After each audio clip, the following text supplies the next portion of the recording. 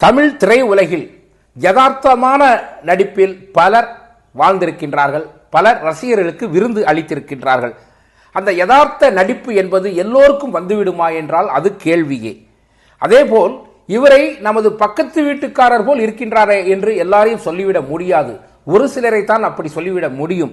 அந்த அளவிற்கு நமது தெருவில் வாழக்கூடியவராக, நமது பக்கத்து வீட்டில் வாழக்கூடியவராக, நமது ஊரில் வாழக்கூடியவராக, நமது கிராமத்தில் வாழக்கூடியவராக ஒரு தோற்றம் உண்டு என்றால் அது நடிகர் முரளி அவர்களுக்குத்தான்.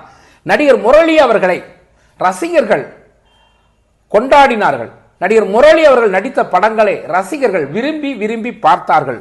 நடிகர் முரளி அவர்கள் பிறப்பால் ஒரு கன்னடராக இருந்தாலும் அவருக்கான முக தோற்றம், உடல் தோற்றம் அத்தனையும் ஒரு கிராமத்து இளைஞனுக்கு எப்படி இருக்குமோ அப்படி இருந்ததால் கிராமத்து பெண்களிலிருந்து பெரியவர்கள் வரை முரளியினுடைய படத்தை தவறாமல் பார்த்தார்கள்.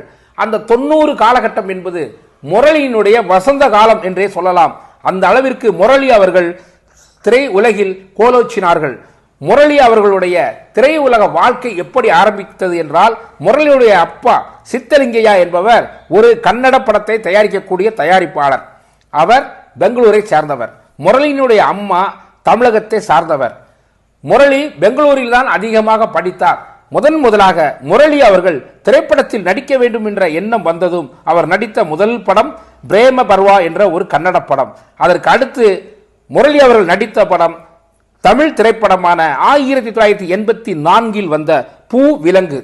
அதனைத் தொடர்ந்து இங்கேயும் ஒரு கங்கை, புதியவன், பகல் நிலவு, கீதாஞ்சலி, அந்தஸ்து, அஜயா என்ற ஒரு கன்னட படம், இளங்கன்று, புதிர், ஒரு மலரின் பயணம், மண்ணுக்குள் வைரம், காலமெல்லாம் உன் மடியில், வண்ண கனவுகள், வளையல் சத்தம், துளசி, அவள் மெல்லச் சிரித்தாள், மீண்டும் மகான், புயல்பாடும் பாட்டு, குடும்பம் ஒரு கோவில், தப்பு கணக்கு, தங்கமணி ரங்கமணி, கைவீசம்மா கைவீசு, நினைவு சின்னம், புது வசந்தம், பாலம், வெற்றி மாலை, சிலம்பு, நானும் இந்த ஊர்தான், நாங்கள் புதியவர்கள், சிறையில் சில ராகங்கள், புதிய காற்று, நம்ம ஊரு பூவாத்தா, சாமி போட்ட முடிச்சி, இதயம், குறும்புக்காரன், இரவு சூரியன், தங்க மனசுக்காரன், சின்ன பசங்க நாங்க, தங்கராசு, என்றும் அன்புடன், தாலி கட்டிய ராசா,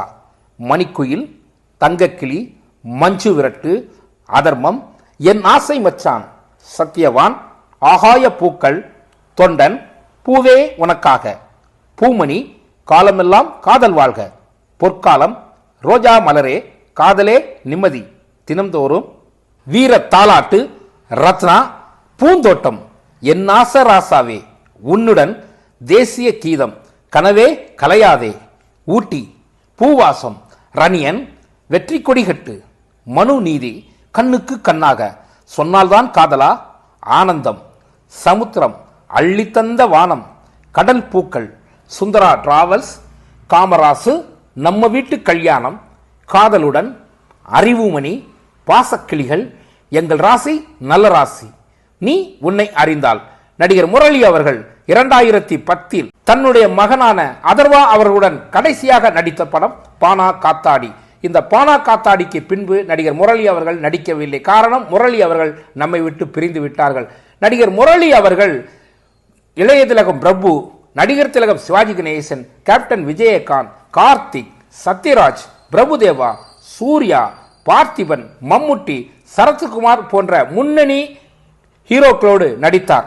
நடிகர் முரளி அவர்கள் நடித்த பல படங்கள் ரசிகர்களால் கொண்டாடக்கூடிய ஒரு படமாக இருந்தன. இதயம் படங்கள் அன்றைய இளைஞர்களால் மறக்க முடியாத ஒரு படமாக மாறியது. அதே போன்று வெற்றி கொடிகட்டு, பொற்காலம் போன்ற படங்கள் ரசிகர்களை கொண்டாட வைத்தன. நடிகர் முரளி அவர்களின் நடிப்பில் உச்சத்தில் கொண்டு போய் வைத்தன. நடிகர் முரளி அவர்கள் இன்று இல்லை. ஆனாலும் அவர் நடித்த படங்கள் இன்றும் நம் கண்களுக்கு விருந்தளித்துக் கொண்டுதான் இருக்கின்றன. இன்றும் அவர் ஒவ்வொரு வீட்டிலும் வாழ்ந்து கொண்டுதான் இருக்கின்றார்.